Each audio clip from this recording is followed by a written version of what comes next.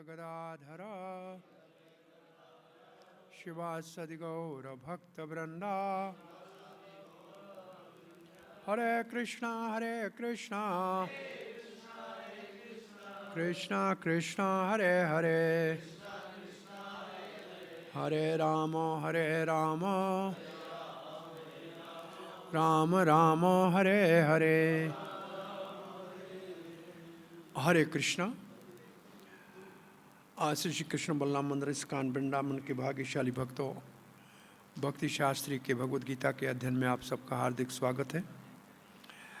हमने चौथे अध्याय दिव्य ज्ञान के अंतर्गत पहले 10 श्लोकों में भगवान अपने मुख से अपने विषय में विशेष रूप से अवतार उनका और उनकी जो लीलाएं हैं, जिसको जन्म और कर्म कहते हैं, उसके विषय में जानकारी दे रहे हैं।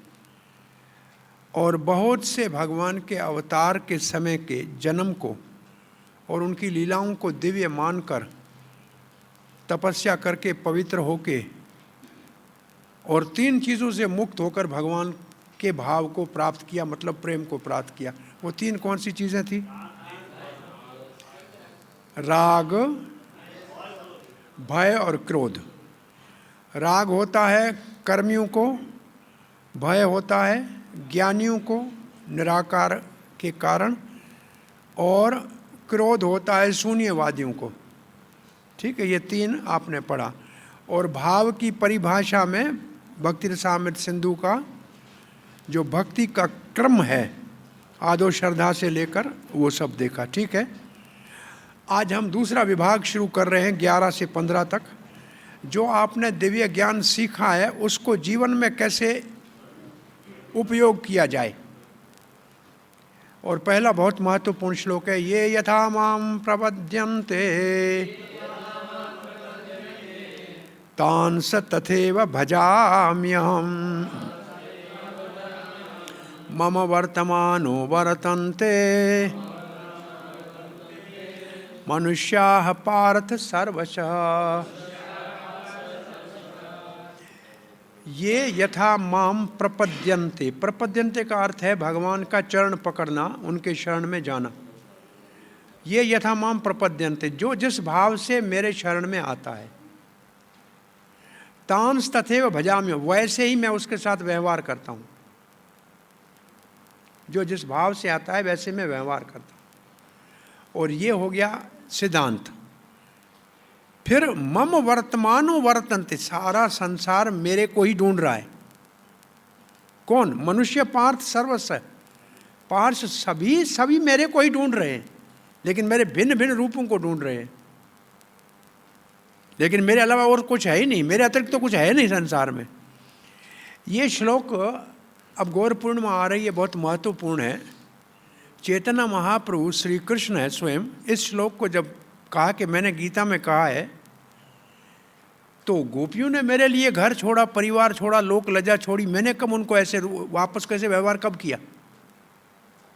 मैं कृष्ण, मैंने ही तो ये सिद्धांत स्थापित किया था, ये यथा माम प्रपद्यन्ते। और मैं ही गोपियों का उत्तर तो दे नहीं सका। उन्होंने जिस प्रकार से मेरा शरण लिया वैसे तो मैं उनके साथ व्यवहार नहीं कर सका। तो चैतन्य महाप्रभु अवतार के समय संन्यास लेने के कारण में एक श्लोक ये है। चैतन्य महाप्रभु ने संन्यास क्यों लिया?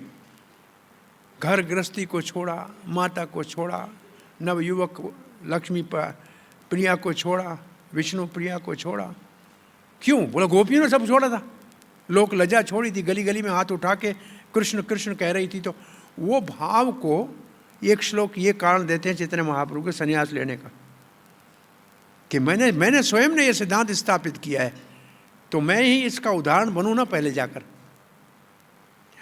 और चक्रवर्ती पाद एक प्रश्न उठाते हैं कि भगवान जो आपके अनन्य भक्त हैं, जो आपके जन्म और कर्म को जानते हैं, वो तो आपके धाम में आएंगे, परंतु जो आपके जन्म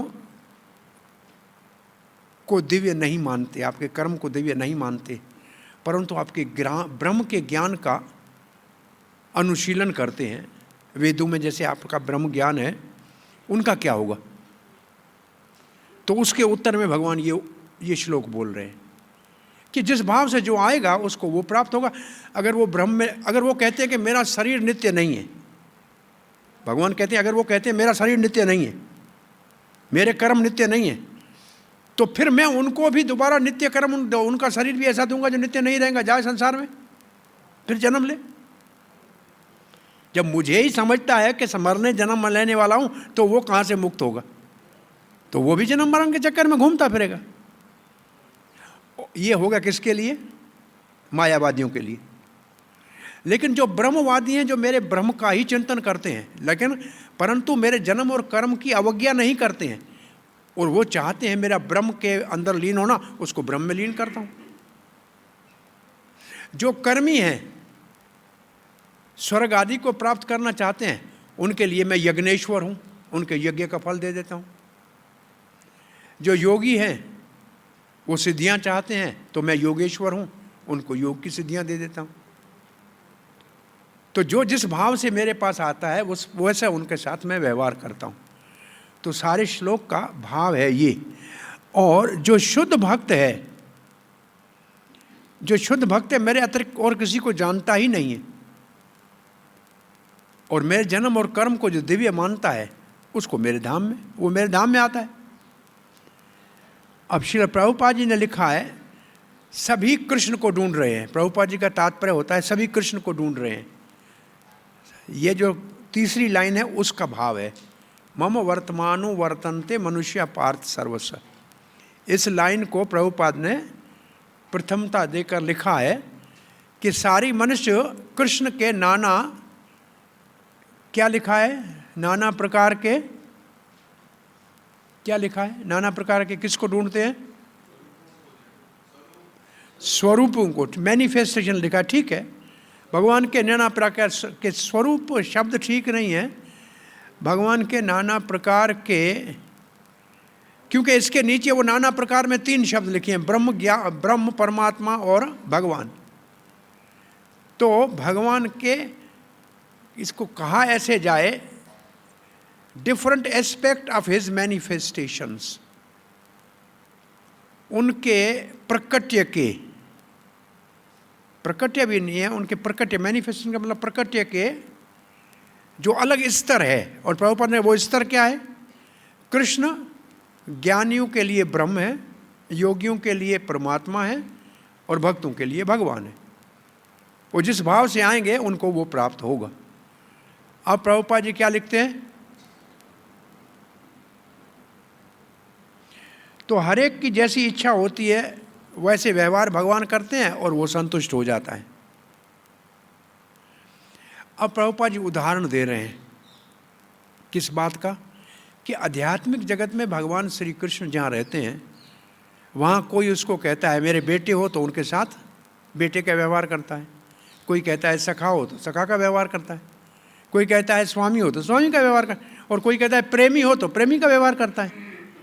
ये प्रभुपाद जी आध्यात्मिक जगत में कृष्ण के 4 संबंधों का वर्णन कर रहे हैं। और फिर कहते हैं इसी प्रकार से अगर कोई इस भौतिक जगत में भी जो हमारे संबंध है वो भगवान से जोड़ ले, इसलिए कहते हैं भगवान श्री कृष्ण का जब अवतार होता है ना, स्वयं भगवान श्री कृष्ण का, तो वो न तो असल में धर्म की स्थापना के लिए आते हैं और न ही असुरों का संहार करने के लिए आते हैं। स्वयं भगवान श्री कृष्ण तो केवल अपने 4 प्रकार के प्रेम का प्रकाशन करके भक्तों को आकर्षण करने के लिए आते हैं।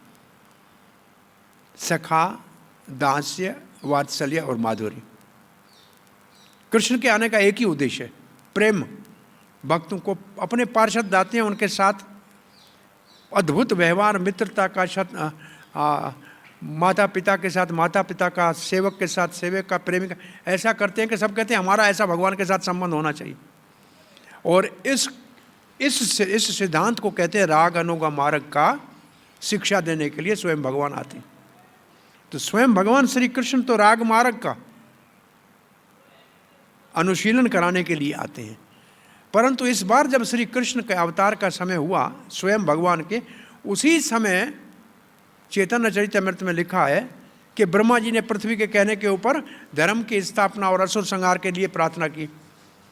तो वो जो अवतार होता है हमेशा विष्णु का, वो श्री कृष्ण में मिलके एक हो गया।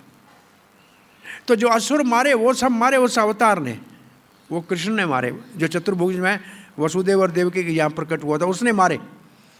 स्वयं भगवान श्री कृष्ण ने केवल दूध पिया, मक्खन चुराया और गोपियों के साथ रास किया, बस यही काम किया और कुछ नहीं किया। कृष्ण का अपना काम यही था। तो प्रभुपाद जी फिर क्या लिख रहे हैं देखो, शुद्ध भक्त यहां भी और आध्यात्मिक जगत में भी, यहां भी और आध्यात्मिक जगत में भी भगवान का सानिध्य प्राप्त करके व्यक्तिगत सेवा कर सकते हैं और उससे दिव्य प्रेम के आनंद की अनुभूति कर सकते हैं। ये इसको आप ऐसे समझें तो आप सबको एक उदाहरण याद होगा, भक्ति लता बीज वाला। तो भक्ति की लता का बीज है क्या? गुरु देता है भक्ति की लता का बीज कृष्ण की कृपा से। वो लता बीज क्या है?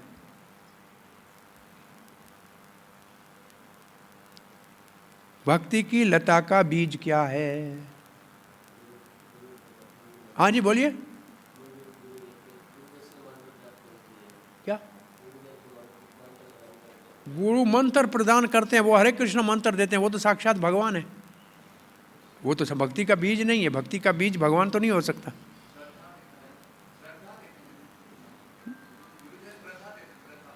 क्या देते हैं?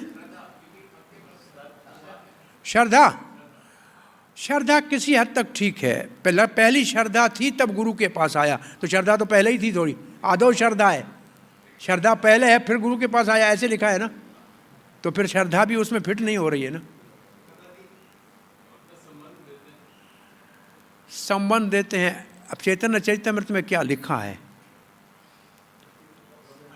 नेम, भक्ति के नेम,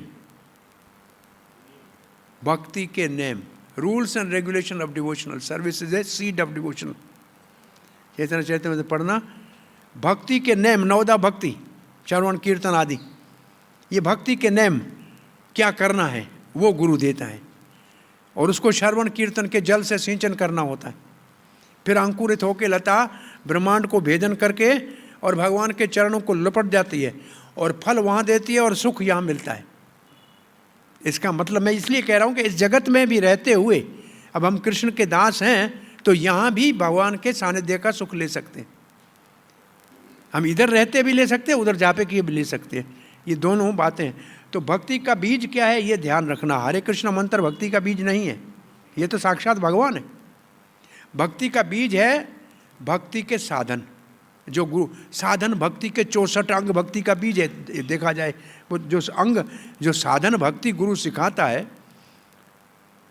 वो असल में उसमें श्रद्धा है। दूसरी श्रद्धा, पहली वाली श्रद्धा नहीं, दो श्रद्धाएं हैं। आदो श्रद्धा, फिर साधु संग, फिर एक और श्रद्धा आती है तब गुरु से दीक्षा लेता है। तो उसमें दूसरी श्रद्धा तो आए। श्रद्धा बिंदु गुरु दिया जब कहते हैं तो वो उस जगह ठीक है, वो भी है। हम भी श्रद्धा कहते हैं, लेकिन वहाँ जो शब्द लिखा है चैतन्य चरितमृत में, आप आज थोड़ा सा 1 मिनट लगेगा ढूंढ लेना जहाँ ये श्लोक है श्री रूप गोस्वामी की शिक्षाओं में, 19वां अध्याय शायद मध्य लीला का 19वां मेरे ख्याल में, उसके लास्ट पार्ट में ये है, उसको देख लेना। वो शब्द को हिंदी में क्या है पक्का करना, भक्ति का बीज क्या है। माँ वो तो माली होए ये ब्रज करे और रोपण श्रवण जल से आदि सिंचन करे, वो तो ठीक है, कूटनाटी ये उससे बचे। फिर पर बीज है क्या? प्रभुपाद के तात्पर्य में शब्द में लिखा है कि rules and strict rules and regulation given by the spiritual master is a seed. ठीक है, अब श्रील प्रभुपाद जी इसके बाद लिखते हैं जो निराकारवादी है वो ब्रह्म में लीन होना चाहते हैं, उनको वो मिल जाता है,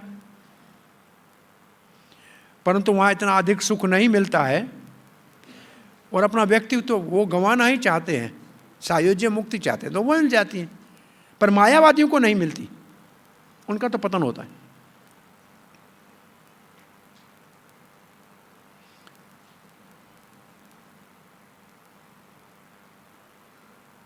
और फिर प्रभुपाद लिखा है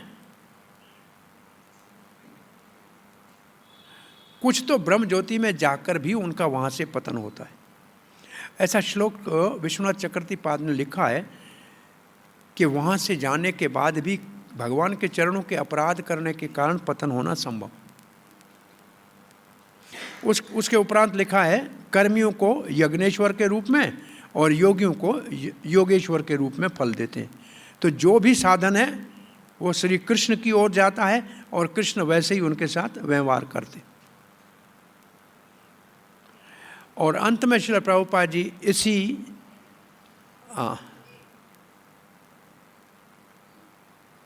जब तक पूर्ण कृष्ण भावना भावित नहीं होगा तब उसका अधूरा, सब साधन अधूरे हैं।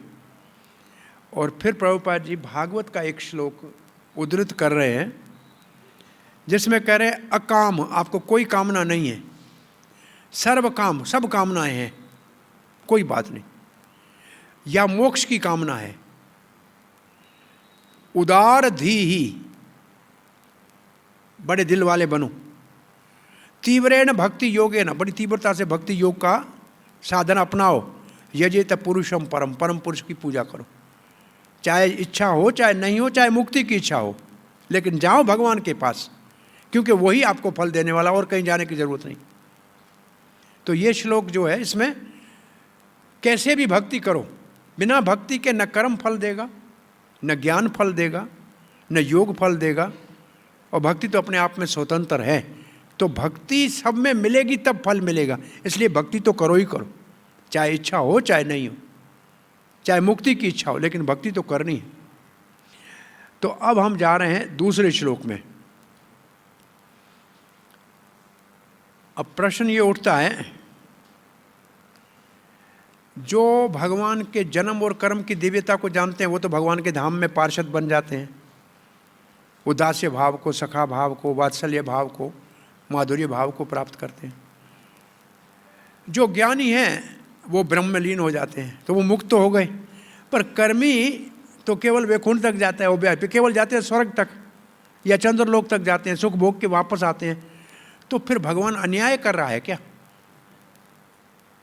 चक्रवर्ती पाद ये प्रश्न उठाते हैं कि भगवान फिर आप तो पक्षपात कर रहे हैं। तब भगवान ये श्लोक बोलते हैं, मैं पक्षपात नहीं कर रहा। कांक्षति कर्मणाम सिद्धिम यजंती इह देवता क्षप्रम ही मानुष लोके सिद्धिर्भवति कर्म जा। कर्म जा मतलब कर्म से जन्म लेने वाला, जा का मतलब जन्म। जैसे कोई और उदाहरण दो, ऐसे जैसे कर्म जा, ऐसे कोई और उदाहरण दो। अंड जा, अंड से पैदा होने वाला, हाँ अंडे से पैदा होने वाला। स्वेद जा, उद्भुज जा, जा वाला एक और अच्छा उदाहरण कोई और दो। पंकज, अंबुज, अंबुज पंकज, पानी में जा पैदा करने वाला, पंख का मतलब मिट्टी में पैदा होने वाला। तो ये ज का मतलब जन्म लेना। तो एक शब्द समझ में आ गया आपको, कर्म जा, कर्म से उत्पन्न, कर्म से उत्पन्न, उसमें होती है सिद्धि, कर्म से उत्पन्न वाले फल में होती है सिद्धि। किसके लिए? कांक्षते कर्म नाम सिद्धि, अपने कर्मों में सफलता चाहते हैं, कर्म का फल चाहते हैं। जाते कहाँ हैं? मेरे पास नहीं आते हैं। ये जनते ये देवता, ये देवता का ये शब्द जहाँ भी आए, देखो ई शब्द मिला आपको, इसका मतलब इस धरती के ऊपर, धरती के ऊपर। और प्रभुपाद ने इस ई शब्द से स्वर्ग के देवताओं को छोड़ के इस धरती के ऊपर मंत्री और जो राजनेता है ना, उनका वर्णन ज़्यादा किया है कि उनके चेले ज़्यादा हैं। आज पहले लोग कहते हैं, पहले लोग करते थे भगवान का भजन, वो ज़माना चला गया। फिर लोग साधु संत ऋषि महात्मा उनके अनुयायी थे, वो ज़माना भी चला गया, वो भी अच्छा था। उसके बाद लोग बहुत वीर पुरुषों के अनुयायी होते थे। भाई शिवाजी महाराज का, महाराणा प्रताप सिंह हमारे, ऐसे उनका वो हुआ करते थे। वो ज़माना भी चला गया। फिर अभिनेता और अभिनेत्रियाँ, वो उनका आइडल। और फिर खिलाड़ी क्रिकेट के। ये पतन कितना हुआ है, लोगों के मानसिकता का कितना नीचे पतन हुआ है। भगवान का स्मरण करने वाले, उनके घर में पहले भगवान के फोटो थे, अब जाके किसके फोटो है जाके देख लो। तो यहाँ कहने का है कि इस धरती के ऊपर लोग ऐसे की पूजा करने जाते हैं और उनसे लाभ क्या मिलना, लाभ से मिलना चाहिए कहीं से भी। तो ये कांक्षति कर्मणाम सिद्धिम, और कांक्षति इच्छा करते हैं, कांक्षा का मतलब इच्छा करते हैं, और देवता के पास जाते हैं और तत्काल उसमें सिद्धि प्राप्त हो जाती है।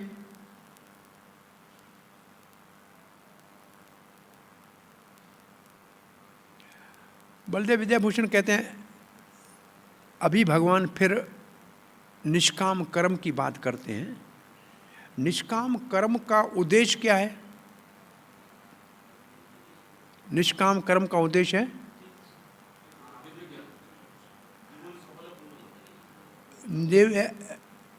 निष्काम कर्म का उद्देश्य है हृदय को साफ करना, अंतःकरण को साफ करना और ज्ञान के स्तर पे लाने के लिए तैयार करना। निष्काम कर्म योगी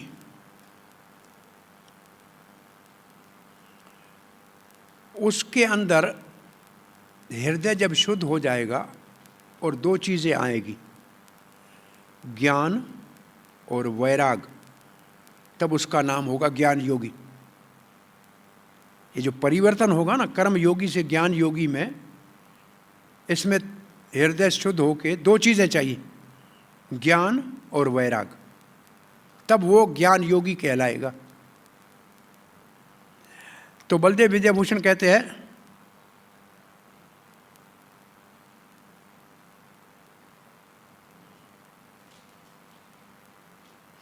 ऐसे निष्काम कर्म वाले भी यहाँ कम हैं। यहाँ तो सबको अपने फल की इच्छा चाहिए। वो कह सबकी, ये भी बहुत कम है, निष्काम कर्म वाले भी बहुत कम है। यहाँ तो सब फल की इच्छा के लिए काम करते हैं और देवताओं की पूजा करते हैं, इंद्र आदि की, और अपनी इच्छाएं पूरी कर लेते हैं।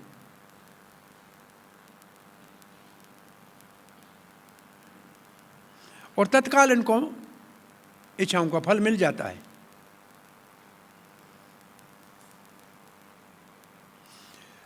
और अगर कोई मुक्ति चाहे, निष्काम कर्म करे, ज्ञान का अर्जन करे, आगे बढ़े, उसमें टाइम लगता है। इनको चाहिए जल्दी, तत्काल। जैसे कोई कहे आयुर्वेद का इलाज करोगे तो 3 महीने चलेगा, और डॉक्टर अभी दर्द की सुई लगाएगा तो अभी ठीक हो जाएगा। तो आजकल तत्काल वाले के पास सब जाते हैं और आस्ते काम वाले के पास नहीं जाते हैं। ये लोगों का विचारधारा ऐसे है। और उसका एक कारण बड़े से बड़ा क्या है? कोई एक कारण बताओ उसका क्या है? आज के आधुनिक युग में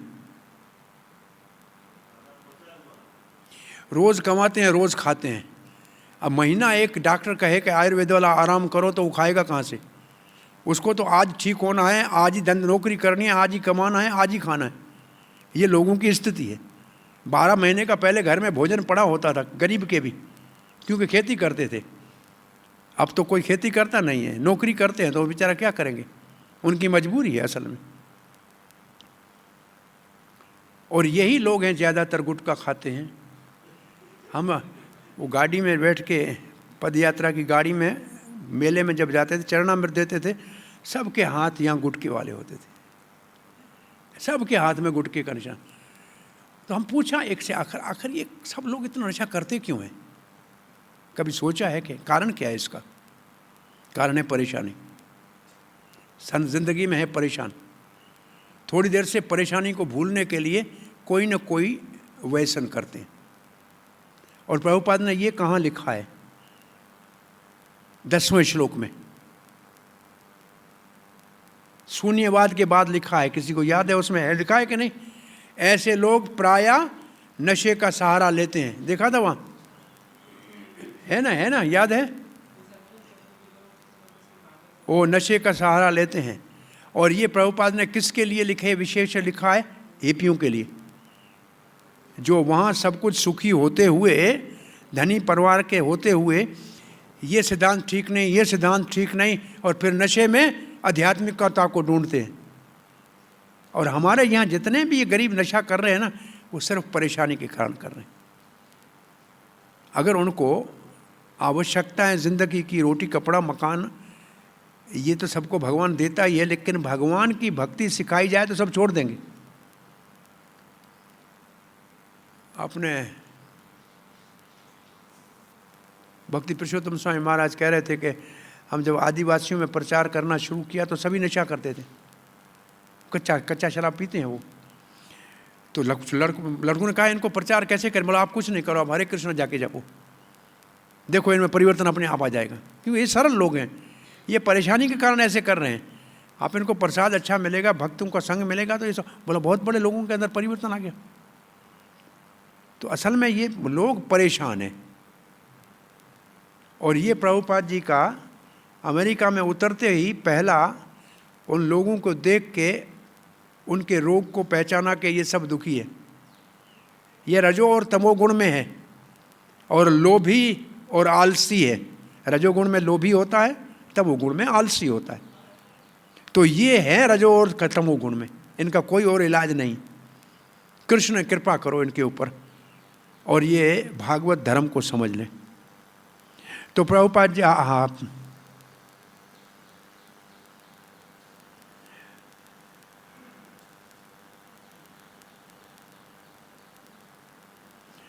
भगवान कहते वो मेरी पूजा नहीं करते हैं, देवताओं के पास जाते हैं, क्योंकि उनको जल्दी तत्काल फल चाहिए। अब श्रील प्रभुपाद जी क्या लिखते हैं? प्रभुपाद जी पहले जो पाश्चात्य देश के लोगों को भारत के विषय में गलत भावना है, उसको पहले दर्शा रहे हैं। कि लोग कहते हैं कि भारत में लोग बहुत से भगवानों की पूजा करते हैं, और ये सत्य है कि नहीं? लोग कहते ऐसे ही है ना। प्रभुपाद जी कहते हैं ये सत्य नहीं है, ये गलत धारणा है, भगवान एक है। और कहते हैं सब देवता भगवान है। तमाल कृष्ण महाराज प्रचार करते हुए गोस्वामी फिजी में जब गए तो फोटो लगाए सब देवताओं के। बोला भगवान कौन है? तो गुजराती माता जी कहती है बधानु भगवान मानो छू, मतलब ये सारे भगवान हैं, उसमें ऐसे हैं। और फिर महाराज ब्रह्म संहिता से हर देवता का नाम लेकर, उसका श्लोक लेकर उनको समझाने लगे कि ये देवता नहीं है, देखो ये गोविंद की पूजा कर रहा है, ये देवता नहीं है, देखो ये गोविंद की पूजा कर रहा है। वो उनका बहुत प्रसिद्ध, आज से 30-35 साल पहले प्रसिद्ध एक वीडियो था महाराज का, फिजी वालों को प्रचार करते हुए। तो गलत धारणा लोगों की है कि बहुत बहु भगवानवादी है हम। बहु भगवानवादी नहीं है हम, भगवान एक है, देवता अनेक हैं। अनेक देवता भगवान नहीं है, उसके अंश हैं। और देवता प्रभुपाद जी कहते हैं भगवान के अधिकृत है जीव, तत्व जीव है, देवता का तत्व जीव है। तो ये प्रभुपाद जी पहली बात, गलत धारणा जो है दुनिया में उसको ठीक समझा कर फिर कहते हैं भगवान श्री कृष्ण एक है, देवताओं को उन्होंने संसार के संचालन के कार्य। वैसे देवता हैं सब भक्त वैष्णव, परंतु उसको शासन करने की इच्छा है तो भगवान उनको ये कार्य देते हैं, लेकिन है वैष्णव सब। इसलिए सावधानी ये करनी चाहिए कि देवताओं का अपमान नहीं करना चाहिए, नहीं तो वैष्णव अपराध हो जाएगा। ये भी सावधानी करनी चाहिए। और प्रभुपाद जी आगे लिखते हैं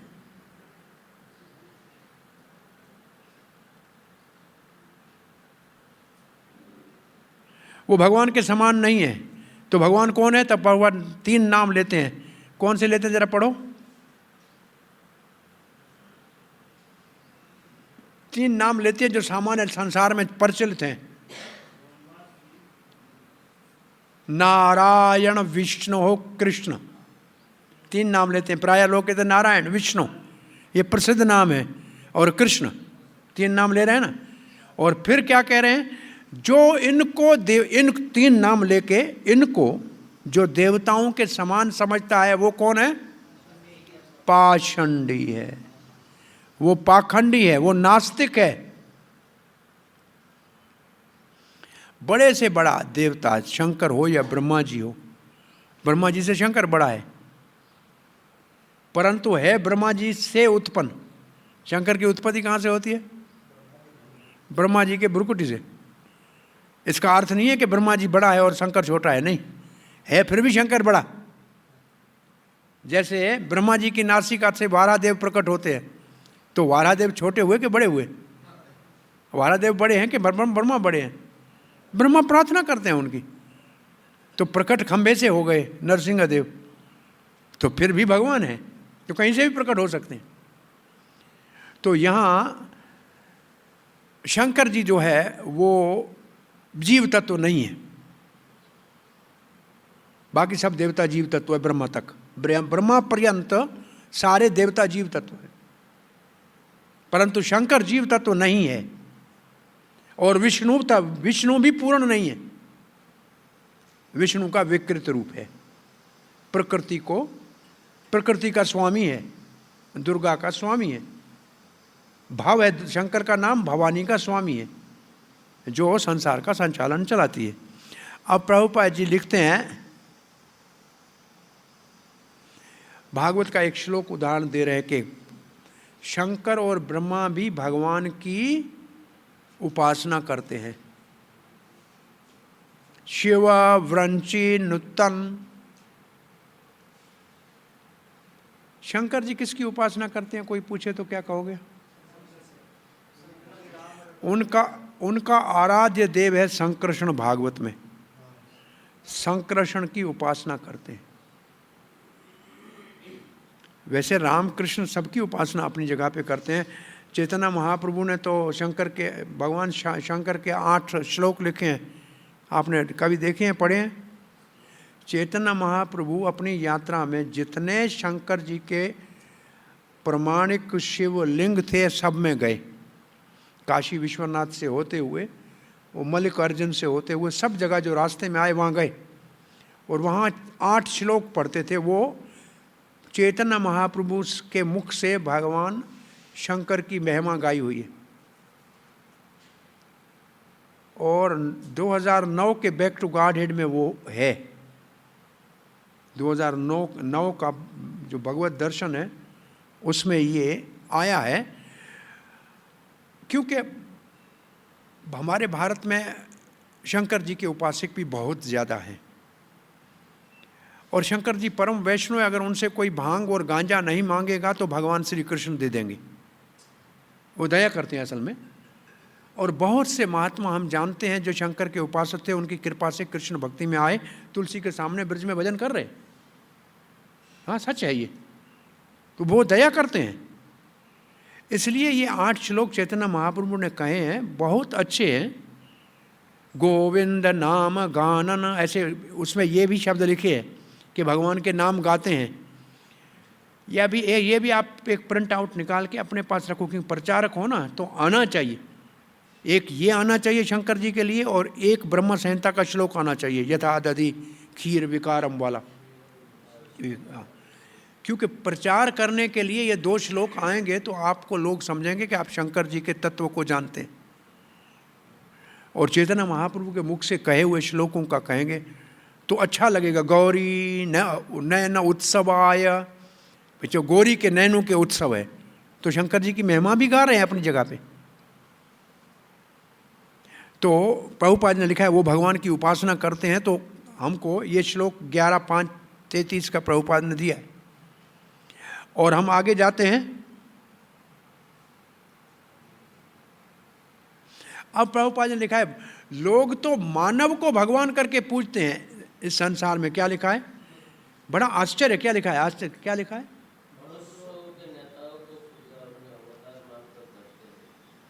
2 शब्द हैं अंग्रेजी में, एक एंथ्रोमॉर्फिज्म, जूमॉर्फिज्म।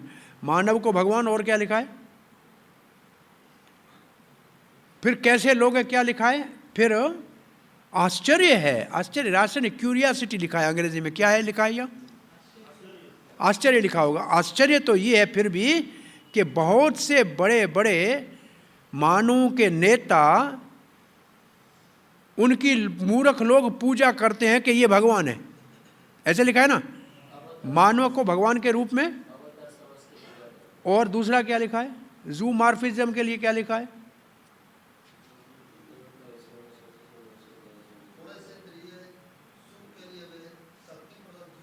नहीं नहीं, वो तो ठीक है। दो शब्द है, एंथ्रोमॉर्फिज्म का मतलब आप मानव को अवतार भगवान मान के पूजा करते हैं, और जूमॉर्फिज्म प्रभुपाद ने और शब्द लिखा है, वो आगे है। ये केवल ये 3 लाइन है, इसमें 2 शब्द है तो एक पढ़ा है, दूसरे को कहीं से ढूंढो। अवतार कितने आपको मिले हैं अभी तक? नहीं, वो अवतार नहीं, ऐसे मानव अवतार जिसको मूर्ख पूजते हैं। कई जगहों पे तो अभी नेताओं का भी, फिल्म के अभिनेता को ही भगवान करके कई मूर्तियां स्थापित की है। सबसे ज़्यादा अधिक से अधिक मूर्खता भगवान की तरफ पूजे जाने वाला ऐसा कौन है जिसकी मूर्ख पूजा कर रहे हैं इस वक्त भारत में? हाँ, किसका? सचिन तेंदुलकर। बैट हाथ में लिया हुआ है, गदा की जगह पे, लड्डू की जगह पे बाल। नहीं भाई, ये इसके बहुत मूर्ख हो सकते हैं, लेकिन अब मैं जो प्रश्न पूछा उसका उत्तर क्या है? हाँ जी, किसका? अमिताभ बच्चन का मंदिर बना दिया, अच्छा है। ये एक नहीं, ये तो एक जगह है, सब जगह गधे की तरह लोग पूजा कर रहे हैं भगवान समझ के किसी को।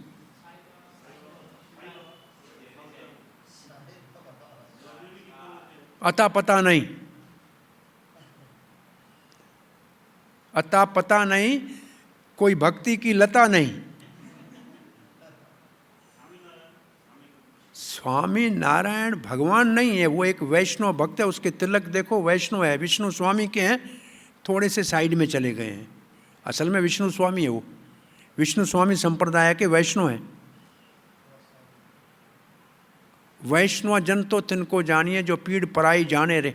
उनकी जो उनकी वो वैष्णव है, लेकिन थोड़े से उसमें 2 सेक्ट हो गए, 3-4 हो गए हैं। तो एक जो है वो अपने गुरु को ही पूज रहे हैं भगवान की जगह पे। प्राय ऐसे बहुत से भगवान के नाम में पूजे। हमको तो कभी मिलते हैं लोग, उसके चेले कहते हैं ये हमारा भगवान है। हम कहते हैं, हम उनसे पूछते हैं ये आपको भगवान मानते? बोला इनका दिल कैसे दुखाएं, कह रहे हैं इसलिए मान रहे हैं। अरे तुम हो कि नहीं हो? बोला हो न हो इसको छोड़ो, लेकिन इनका दिल नहीं दुखाना है। तो मैंने बोला गुरु तुम हो या ये हो? तो चेले की दिल नहीं दुखाना है। अरे चेले का दिल नहीं दुखाना है, उसको तो थप्पड़ मार के सीधा करना है, जैसे मटके को मार मार के ठंडे पानी का बनाया जाता है कि बिना मारे के बनता है, उसको हाथ नहीं लगाना है। बहुत मूर्ख हैं ऐसे। और प्रभुपाद जी आगे लिखते हैं, परंतु नारायण, वो जो परम पुरुष भगवान है, शंकराचार्य ने भी उसको नारायण माना है। जो निराकारवादी है उसने भी नारायण माना है कि वो प्रकृति से परे है। परंतु फिर भी कौन देवताओं की पूजा करेंगे? प्रभुपाद ने 7वें अध्याय का एक श्लोक दिया है, हृत ज्ञाना, जिनका ज्ञान हरण लिया गया है, अल्प मेधसा, जिनकी बुद्धि बहुत अल्प है। और फिर प्रभुपाद जी ये देवता वाली बात पे आते हैं, जो बुद्धिमान है वो तो भगवान के भक्त बनते हैं।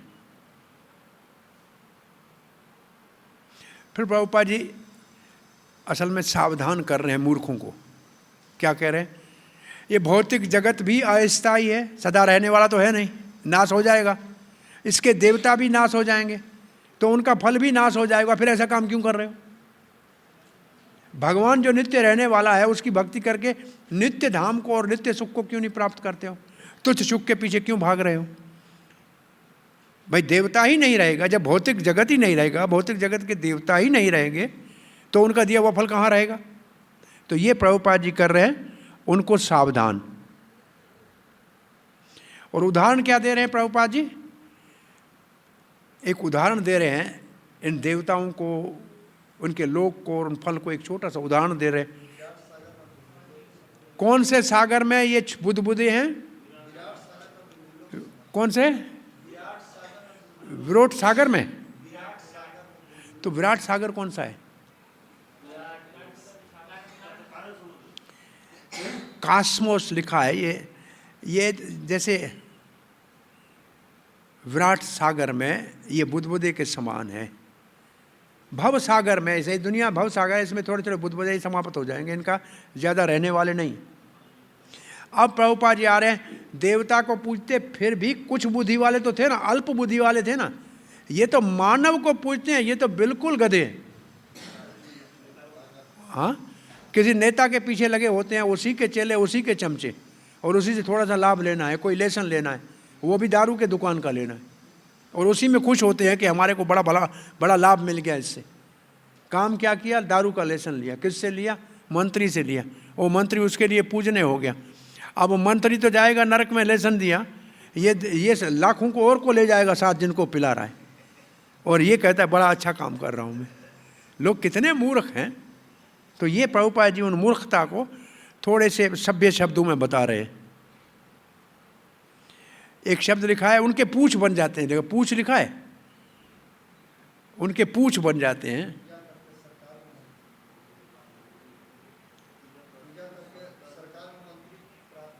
बड़े बड़े उनके पीछे, उनके पूछ बनकर, उनके पूछड़ी बन के उनके पीछे घूमते घूमते बड़े बन जाते हैं।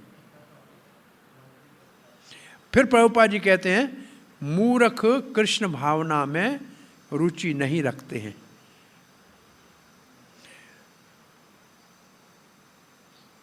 अब अंतिम लाइन को देखिए। ये श्लोक कहता है कि कृष्ण भावना में बहुत कम लोग रुचि लेते हैं। और जब ये कहो आप प्रचार करते हुए, तब कहना कृष्ण को चिंता नहीं है कि आप आओगे कि नहीं आओगे। 5 पांडवों से कृष्ण प्रसन्न था, करोड़ कौरवों का तो सत्यानाश कर दिया। आप जाओ कौरवों के पक्ष में, हमें कोई आपत्ति नहीं।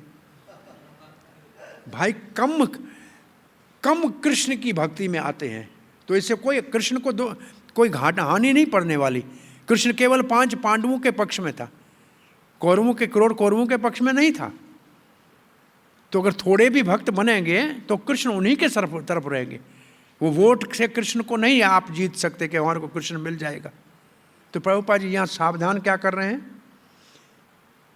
कि आप प्रचार करने जाओगे सब भक्त नहीं बनेंगे, इसलिए निराश मत होना, अपने काम में लगे रहना। अब हम पढ़ने जा रहे हैं अगला श्लोक। तो ऐसे क्यों करते हैं ये, फिर चक्कर में क्यों पढ़ते हैं? भगवान कहते हैं मेरा कोई दोष नहीं है, मैंने एक वर्णाश्रम व्यवस्था बनाई है, और वो गुण और कर्म के आधार पे बनाई है। मैंने बनाई है, परंतु मैं उससे परे हूँ। चातुर्वर्ण्यम मया सृष्टम गुण कर्म विभागशः तस्य कर्ता अहम अपि तस्य कर्तारम अपि माम विद्य अकर्तारम अव्ययम। पहली लाइन में 4 वर्ण की सृष्टि मैंने की। किसके आधार के ऊपर की? भगवान बोला गुण और कर्म के विभाग से की। कौन से प्रकृति के गुण के प्रभाव में है और कौन सा कर्म कर रहा है, उससे 4 वर्णों की सृष्टि मैंने की।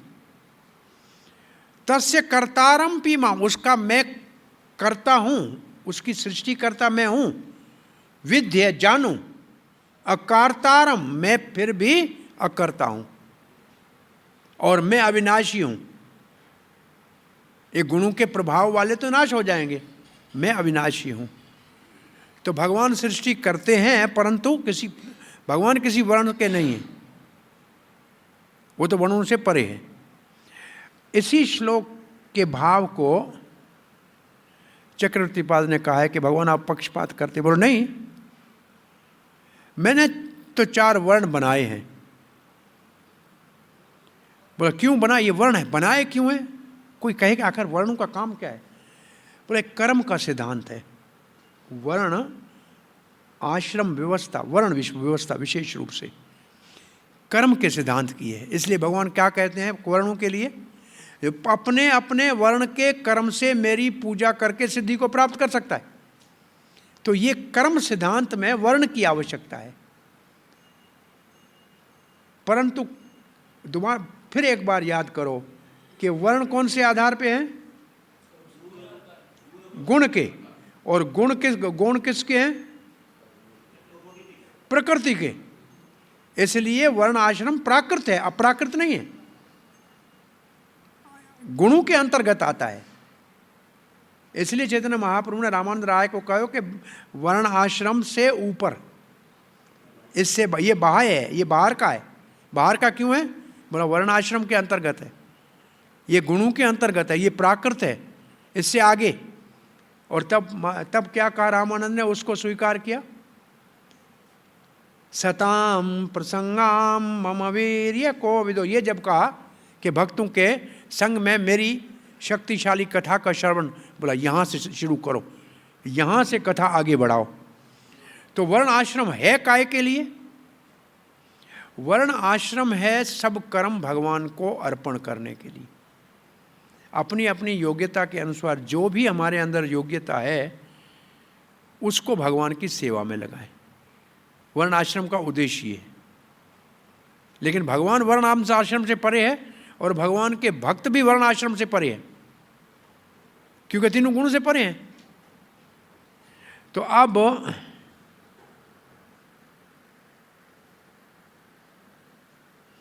इसमें एक शब्द है,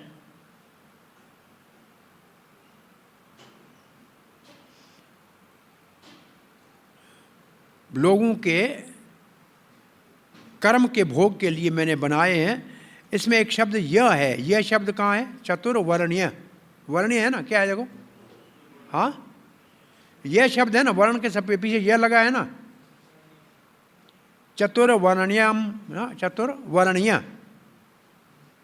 चतुर्वर्णीय में जो यह शब्द है उसका अर्थ है हरेक अपनी इच्छा से उसको स्वीकार करता है। मैं उसको उधर जबरदस्ती नहीं डालता हूं। यह शब्द उसके व्यक्तिगत इंटरेस्ट को क्या कहेंगे? और व्यक्तिगत रुचि को सूचित करता है। वर्णियम में यह शब्द उस व्यक्ति की व्यक्तिगत रुचि को सूचित करता है।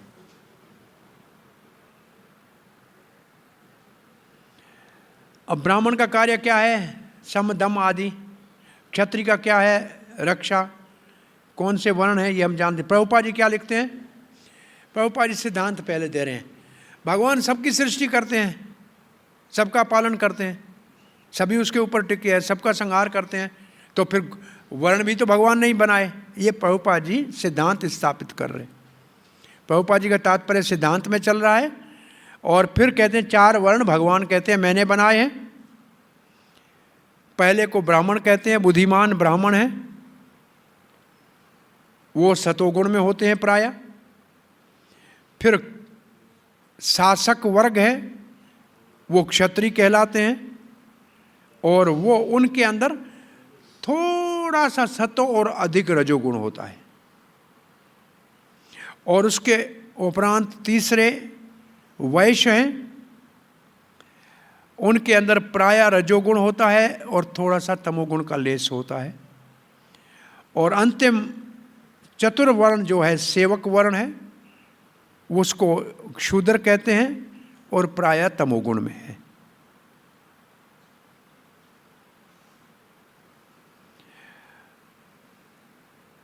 अब ये भगवान ने कहा 4 वर्ण, और भारत के अंदर इस वक्त इसके ऊपर बहुत बड़ा राजनीतिक विवाद है, भाई ऊंच जाति नीच जाति, और भगवान कहते हैं मैंने बनाई है।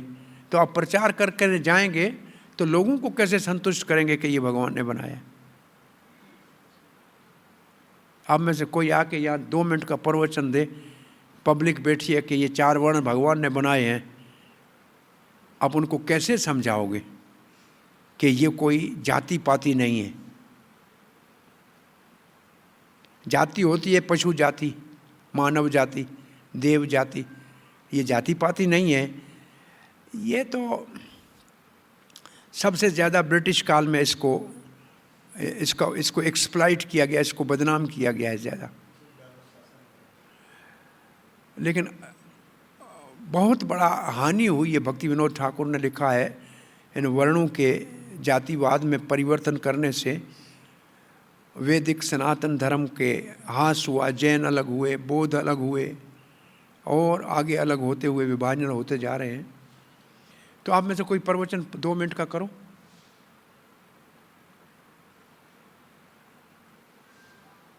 भाई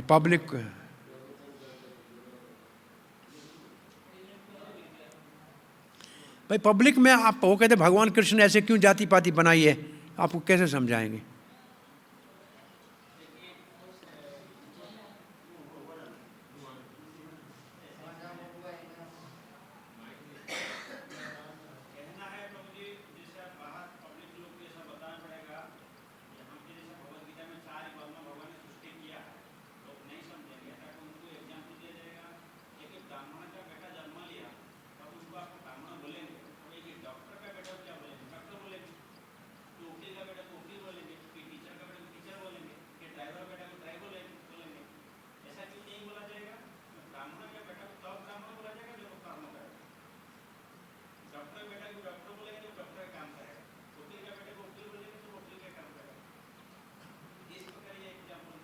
एक इस प्रकार से लोगों को समझा सकते हैं कि भाई जज का बेटे को जज तो नहीं कहते हैं, जज का बेटा कहते हैं। अगर पढ़ेगा जज बनेगा तो जज, तो इसका मतलब अपने कर्म से उनका वर्ण होता है।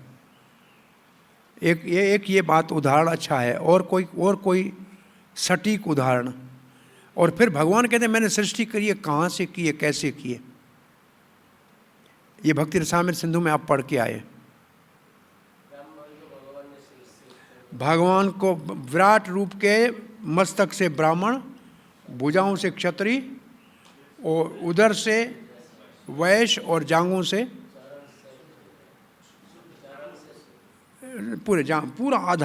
पूरा शरीर का आधा, सबसे ज़्यादा पूरा आधा भाग शरीर का शरीर ये शूद्र है, जो ऊपर वाले तीनों को उठा के चल रहा है।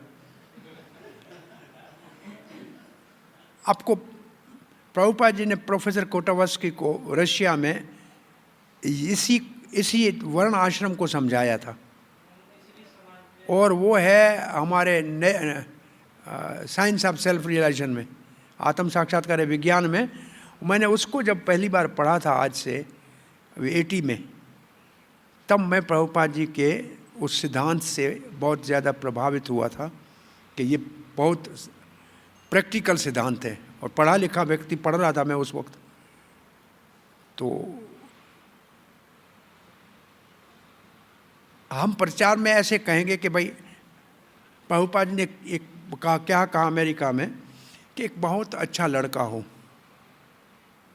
खाता भी ठीक हो, भागता भी हो, पागल हो तो किसी काम का है,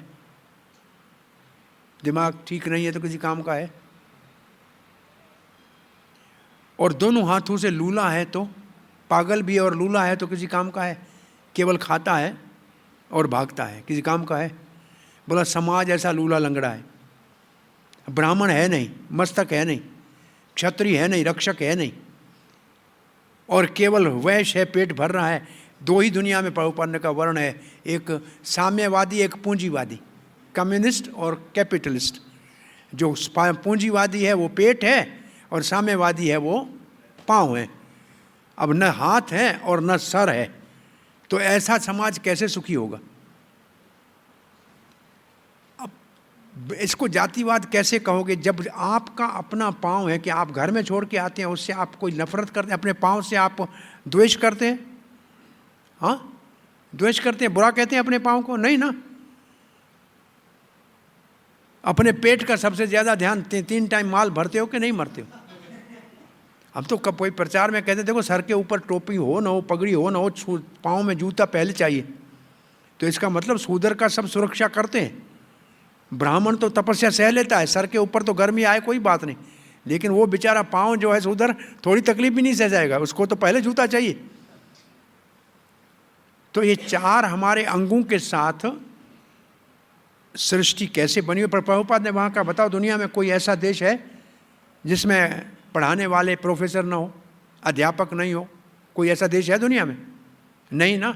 तो इसका मतलब जिसको आप टीचर कहते हो उसी को हम ब्राह्मण कहते हैं।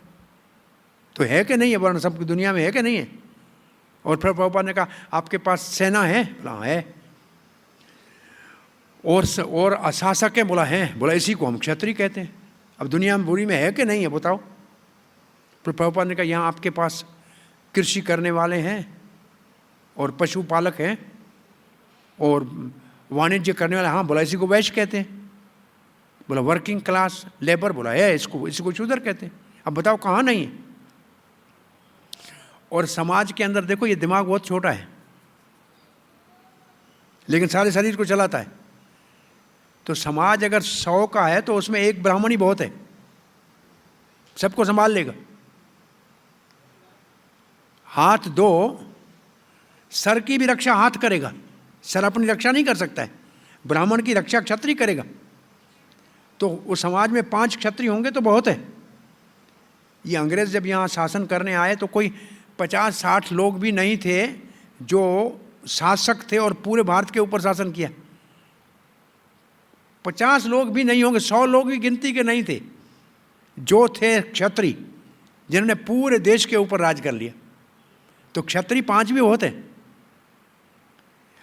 और फिर ये पेट बताओ, सर के ऊपर गुलाब जामुन रखने से चिप चिप असर होगा? कुछ नहीं होगा। हाथ के ऊपर रस मलाई रख दो, घंटा भर हाथ थक जाएगा। पेट में डालेंगे तो सर को भी शक्ति मिलेगी और हाथ को भी मिलेगी। तो वैश्य एक ही है जो ब्राह्मण को दक्षिणा देता है, क्षत्रिय को टैक्स कर देता है और शूद्र को तनख्वाह देता है। तीनों को चला तो वही रहा है। तीनों को चला रहा है कि नहीं? तो ये समाज के अंदर ये व्यवस्था बनी हुई है।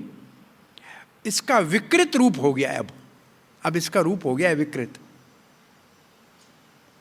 प्रभुपाद जी कहते हैं विकृत रूप में क्या है कि ब्राह्मण के 2 काम मुख्य हैं। 2 मुख्य समझ लो।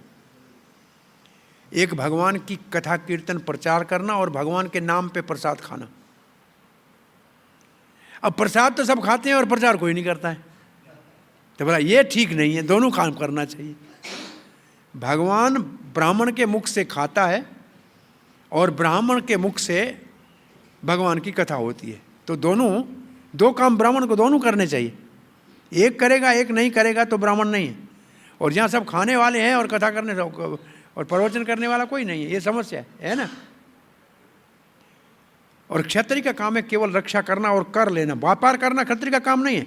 अब जितने आपके नेता हैं सबका कारखाना चल रहा है, सबकी भागीदारी चल रही है लोगों के बिजनेस में, इसलिए उनको पक्षपात करना पड़ेगा ना।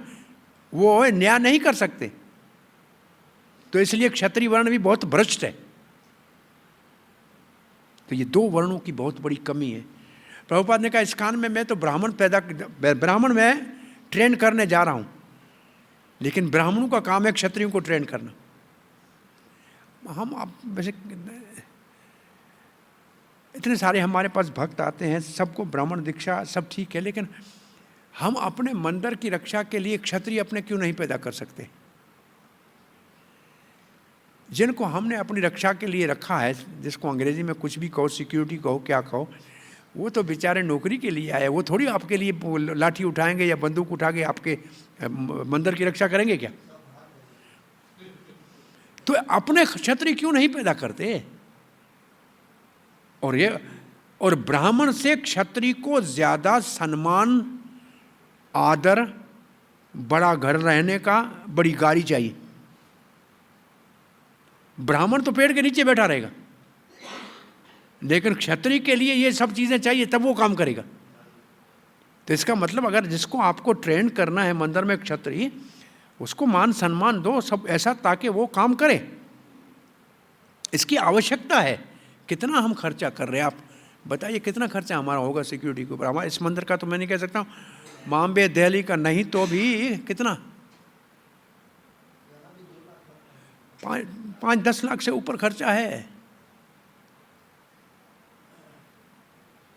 हम क्यों नहीं अपने बना सकते हैं, बताइए ना। ट्रेनिंग हम ब्राह्मण, आपको ब्राह्मण बनाया है तो तैयार करो ना क्षत्रिय अपने। इसीलिए प्रभुपाद जी कह रहे थे हमारे को वर्ण आश्रम व्यवस्था बनानी पड़ेगी अपनी, बहुत आवश्यक है इसकी। ऐसे ऐसे ऐसे प्रभुपाद जी के शिष्यों में क्षत्रिय भाव के थे, और उनको प्रभुपाद ने, जिन्होंने मायापुर के अंदर जब लोग आए तो गोलियां चलाई थी, ऐसा नहीं हट गए थे पीछे। एक वो श्रीधर महाराज, अब तो नहीं रहे, श्रीधर स्वामी, वो पुस्तक बेच रहा था, भक्त उसका पुस्तक उठाया, बोला मैं उठाऊंगा, क्या करेगा? बोला उठाएगा तो क्या करेगा? मुक्का मारूंगा। बोला मैं तुम्हारा संस्था ज्वाइन करूंगा, क्योंकि मेरा ऐसा ही मूड है कि अन्याय करने वाले के ऊपर मुक्का उठाएगा। और ऐसे वो ज्वाइन किया इसका। एक और महाराज प्रचार करने के लिए चला गया, और प्रचार करते करते उसने कहा हमारा शंकर जी भगवान है। बोला नहीं, तुम्हारा शंकर भगवान नहीं है, कृष्ण भगवान। ऐसे कर जोर से हमारा टेबल का शीशा टूट गया। सेठ ने कहा महाराज स्वामी बने हो, इतना गुस्सा करते हो? बोला ये प्रभुपाद की कृपा है कि मैं स्वामी बना हूं, शीशा टूटा है, असली में होता तेरा सर फूटता। इतना सुधर गया हूं। सर को छोड़ दिया, शीशा तोड़ दिया। तो ये ऐसे ऐसे है, ऐसा नहीं कि नहीं हमारे पास ऐसे भक्त हैं, उनका ये उपयोग क्यों नहीं करते हम? अपनी समाज बनाना पड़ेगा। आइए इसको पढ़ते हैं, ये वर्ण आश्रम को आगे। और ये वर्णों के और कर्म, और इस कर्म के लिए प्रभुपाद ने लिख दिया है कि आगे 18वें अध्याय में कर्म का वर्णन आएगा।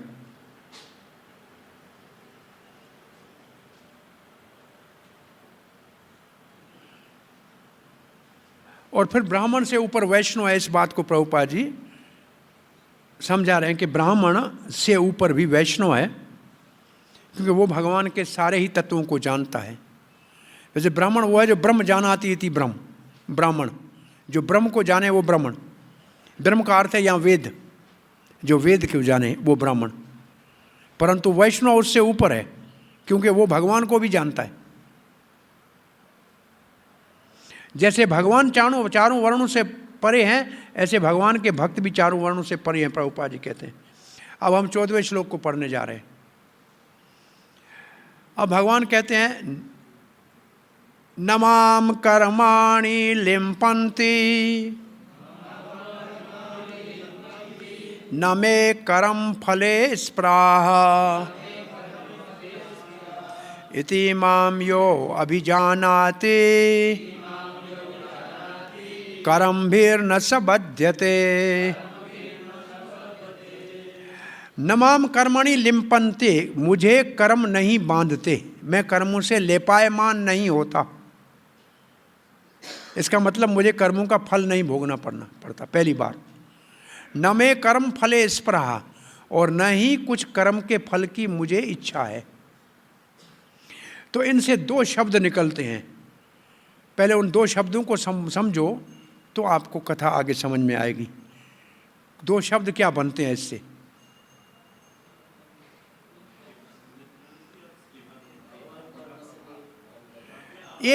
दो शब्द केवल दो ही बोलने हैं।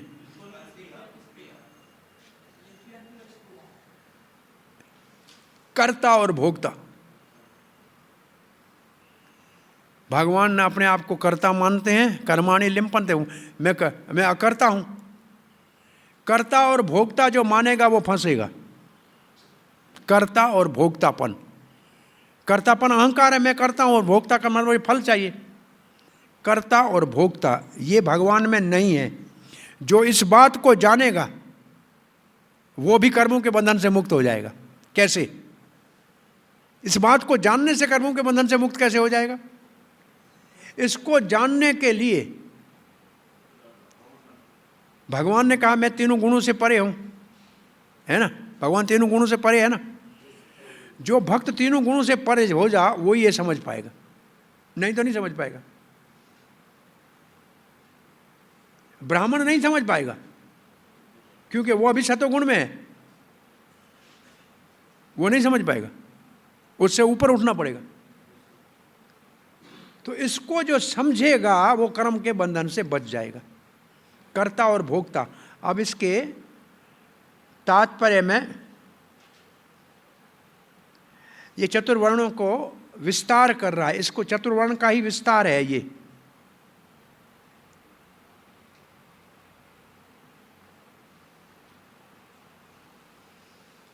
कि जीवों को ये संसार बांधता है, मेरे को नहीं बांधता है। क्यों नहीं बांधता है? क्योंकि न मेरा कर्तापन है, न मुझ में भोक्तापन है। जीव कर्ता और भोक्ता मानता है, इसलिए फंस जाता है।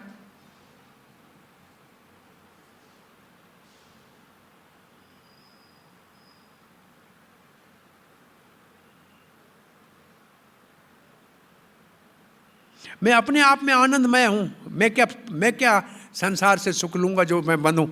भगवान अपने आप आनंदमय है ना, तो क्यों भोक्ता क्यों बनेंगे? भोक्ता वो बनेगा जिनके पास कुछ नहीं हो, अभाव हो, तब ना।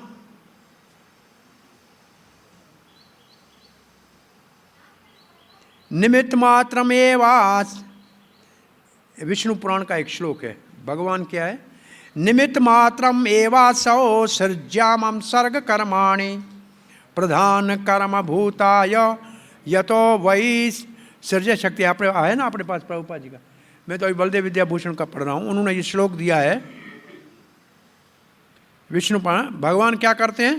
जीवों की सृष्टि करते हैं। उनके कारण है। कौन से कारण है?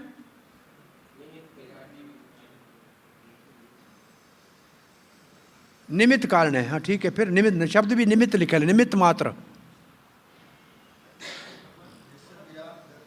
परंतु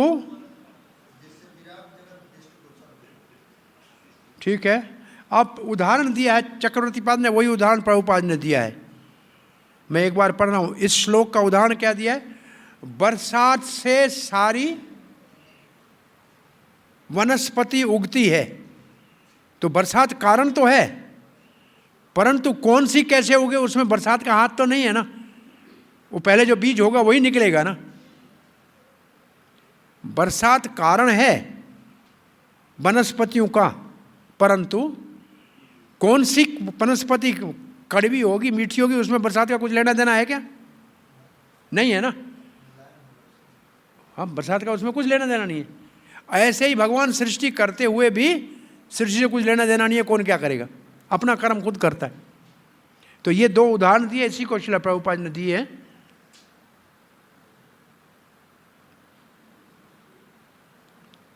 वेदांत सूत्र में भी कहा है भगवान निष्पक्ष है। ये श्लोक भी प्रभुपाद ने दिया है। वैष्मय नैर्गुण्य न सापेक्षत्वा यथा ही दृश्यति। किसी से अन्याय नहीं करता है भगवान, पक्षपात नहीं करता है जीवों के साथ।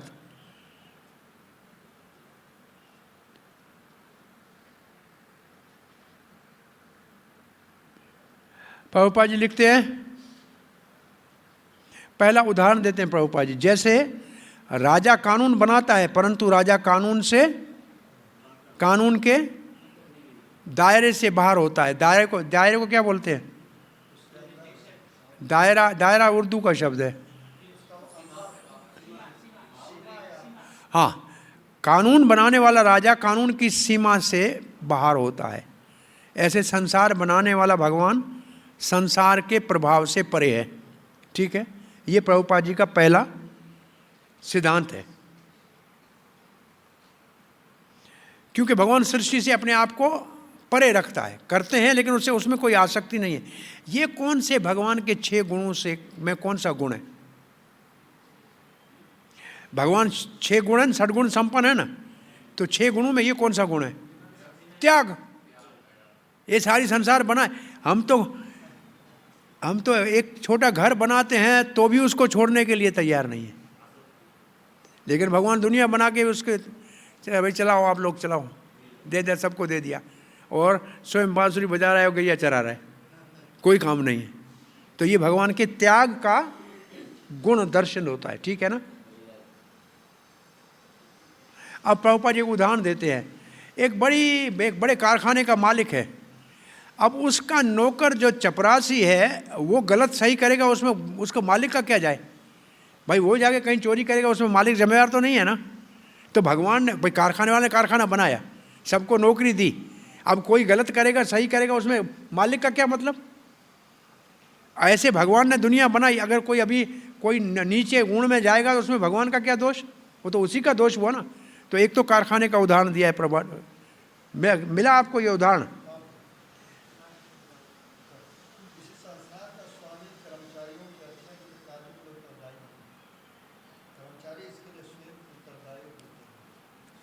और फिर उदाहरण क्या दे रहे हैं कि अब जो जो कारखाने का मालिक है उसको वो थोड़ी शौक होगा जो चपरासी को शौक है, वो तो फिल्म देखने का शौक है मानो उसको, तो वो थोड़ी मालिक का शौक ऐसा होता है।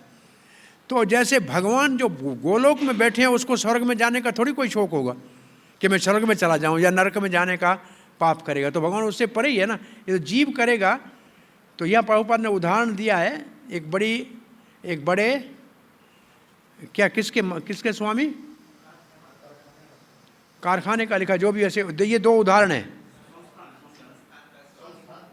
संस्था का मतलब असल में कारखानेदार होना है ऐसा कोई, और जो स्वामी है किसी का, उसका शौक इतना छोटा तो नहीं होगा जितना कर्मचारी का होगा, दोनों में अंतर है ना। प्रभुपाद ये उदाहरण देते हैं। और फिर निमित्त मात्र वाला श्लोक लिखा है, और इस श्लोक के उपरांत एकदम वर्षा वाला उदाहरण दिया है ना।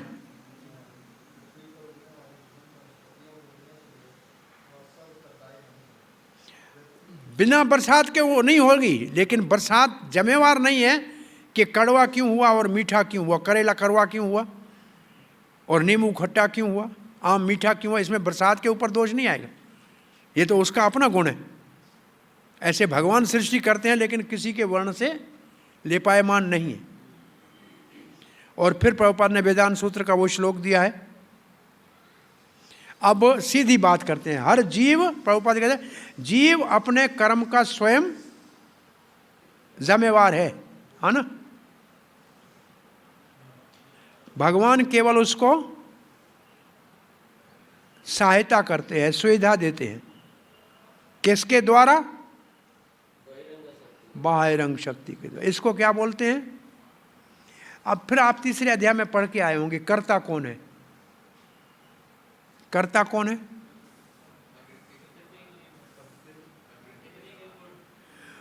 प्रकृति के गुण। प्रकृति क्रियमाणानि गुणैः कर्माणि सर्वश विमूढ़ा कर्ता हम इति मन्यते। ऐसे एक बीच में शब्द रह गया, कौन सा?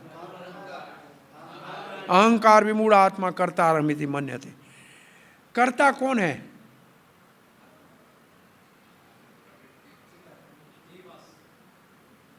जीव करता है, भगवान करता है, या प्रकृति करती है?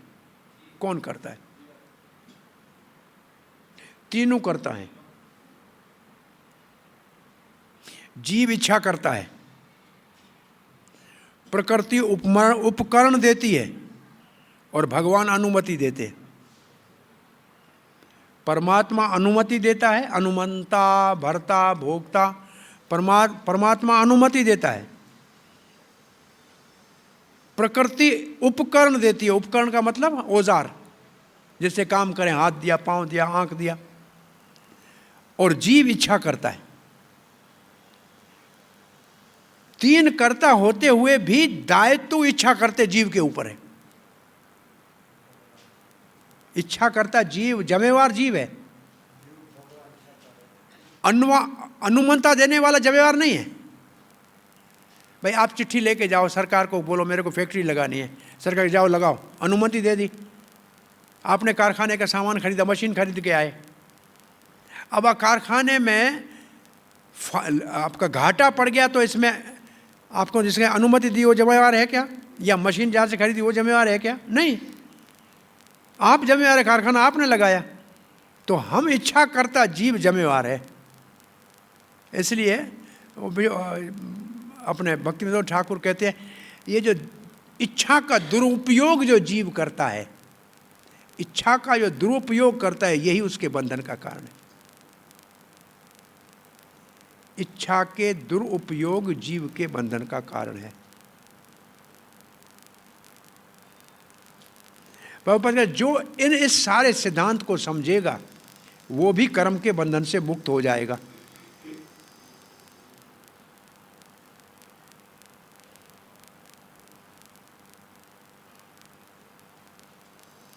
कैसे समझेगा? प्रभुपाद ने एक बहुत बड़ा सूक्ष्म लाइन लिखी है, पढ़ो। ये भगवान के विषय में समझेगा कैसे?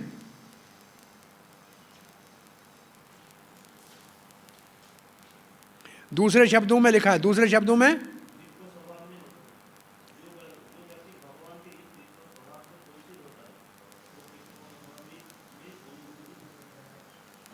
क्या लिखा है? कृष्णा भावित अनुभव भक्ति से समझे। किससे समझेगा? ये सिद्धांत समझने के लिए दूसरे शब्दों में भगवान के दिव्य स्वभाव को समझने के लिए भगवान के अनुभवी भक्तों के संग की जरूरत है। कृष्ण भावना का अनुभवी जो भक्त है वो है ना, उसकी संग की जरूरत है। संग दिख रहा है इसमें, इस लाइन में संग दिख रहा है? हाँ, नहीं दिख रहा है? अब मैं पढ़ रहा हूँ, अंग्रेजी जो समझते हैं। In other words, the person who understand the transcendent nature of the Lord is an experienced man in Krishna consciousness, okay, and thus he is never subjected to the law of karma, okay। अनुभवी है, अनुभवी की आवश्यकता अभी संग नहीं लिखा है, संग की, परंतु फिर भी आगे आप इस बात को देखना कि ये सब कुछ संभव है संग से भक्तों के, नहीं तो नहीं हो सकता, क्योंकि ये होगा भक्ति से। भक्ति केवल संग से आती। यहाँ है अनुभवी हो जाए कृष्ण भावना में, संग के बगैर नहीं होगा।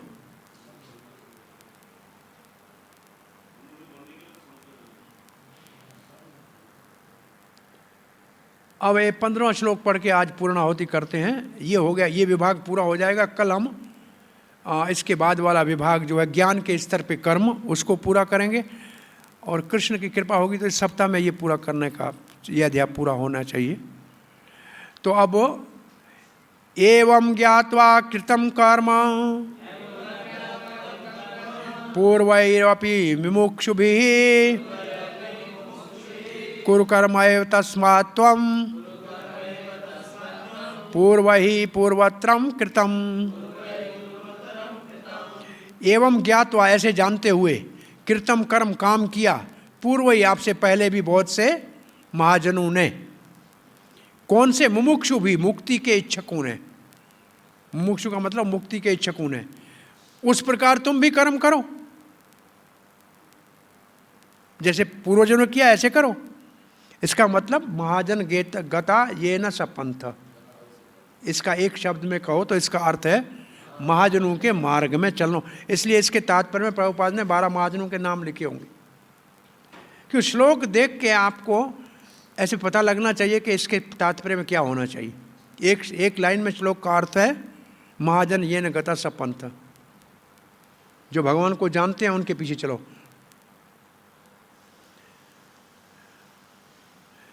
कौन सा? जैसे विवस्वान, भगवान के जैसे पहले विवस्वान ने जाना, जैसे अर्जुन ने जाना, ऐसे आप भी जानो। अर्जुन को कहते जैसे विवस्वान ने जाना हमारे लिए, जैसे अर्जुन ने जाना। अर्जुन के लिए जैसे विवस्वान ने जाना ऐसे तुम भी करो, और हमारे लिए जैसे अर्जुन ने जाना ऐसे हमको करना चाहिए। उदाहरण दिया है विवस्वान का बलदेव विद्याभूषण ने। श्रील प्रभुपाद जी क्या लिखते हैं? दो श्रेणियां हैं मानव की। कौन सी 2 श्रेणियां हैं मानव की? एक भौतिक कलमश से फंसे हुए और कलमश से मुक्त। कृष्ण भावना दोनों के लिए लाभदायी है, दोनों के लिए लाभदायी है। प्रभुपाद ने ऐसे लिखा है ना।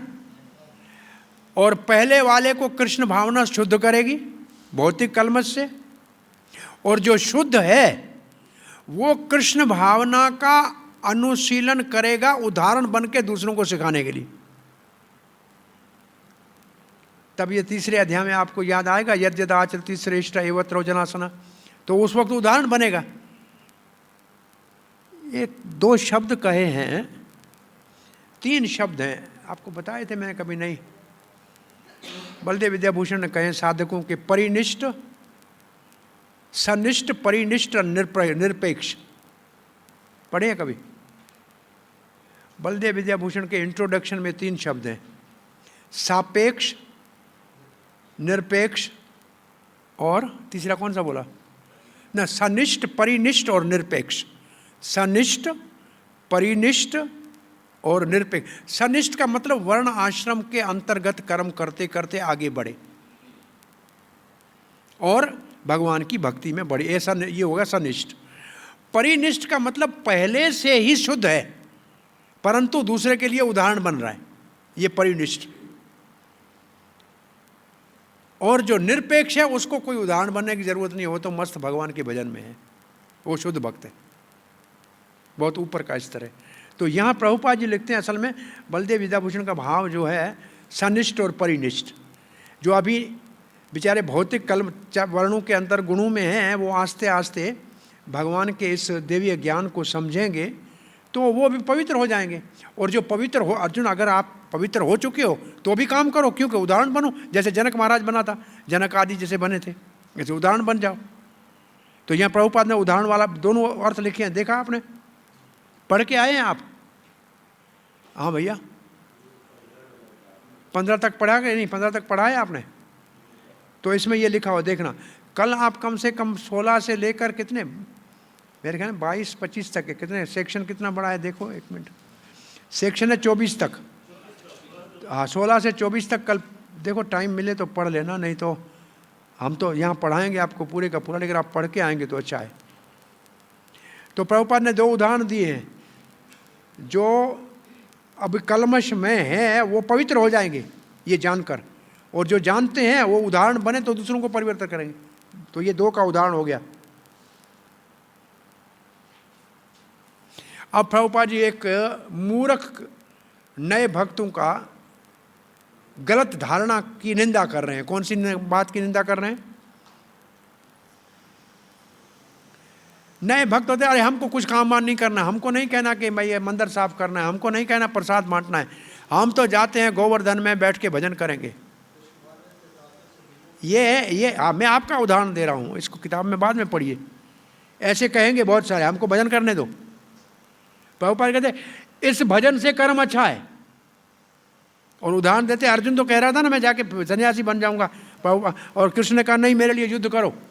तो यहाँ प्रसाद बांटो, यहाँ पुस्तक वितरण करो, ऐसा नहीं ये छोड़ के जप करेंगे तो नहीं, काम करना है, ये मंदिर साफ करना है तो करना है। तो ये प्रभु, ये नए भक्तों की पहचान है जो काम से भक्त कतराते हैं।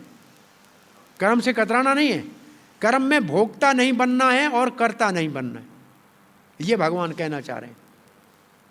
ये उदाहरण ये पढ़ लिया 2 लाइनें। फिर पहले जैसे ने किया है सूर्य ने किया है, सूर्य का उदाहरण है।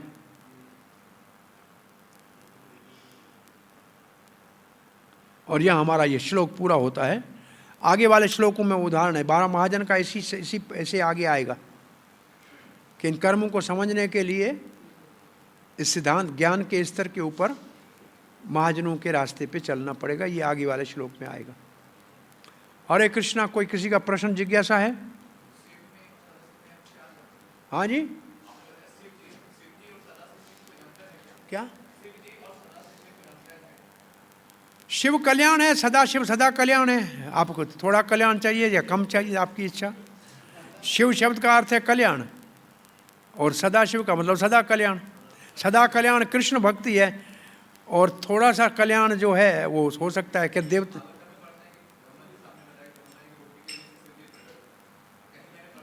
वो रुद्र है, वो रुद्र है, वो रुद्र है। सदाशिव का अपना लोक है ऊपर, और वो सृष्टि को हाथ लगाते हैं सिर्फ, वो भगवान नहीं लगाता है प्रकृति को हाथ, सदाशिव लगाता है। Hare Krishna. Thank you very much. अब आपके प्रश्न उत्तर क्या है सेक्शन